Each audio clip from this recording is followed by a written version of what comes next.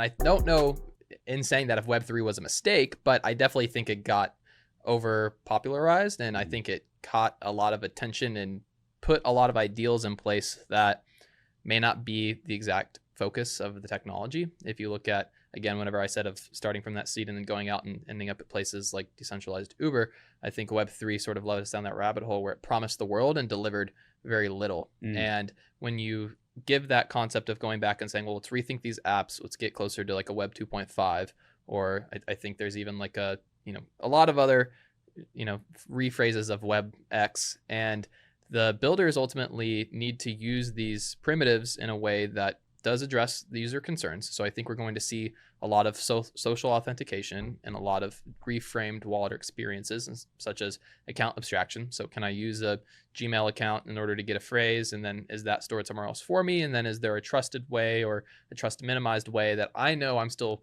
getting that similar refresh password experience, but crypto is under the hood? And I think for more de minimis amounts and a more kind of lower touch sort of experience in which people can not have a ton of money in that, and they're kind of interested in just experimenting with it. And then it gets to a point where it's like, hey, you're kind of above a threshold. Maybe you should back up a seed phrase and move this and get it in a more trusted way that is either cold storage or in a different wallet. I think that would be kind of the preferred thing, and just allowing people to experiment, because I think it's always super refreshing where I go to an application and then I'm experimenting, trying out the software, and then it's like, oh, I didn't even realize it made a wallet for me. And then whenever I get to a certain amount where it matters, I can back it up. So I think just certain design philosophies like that allow us to get closer to like a Web 2.5.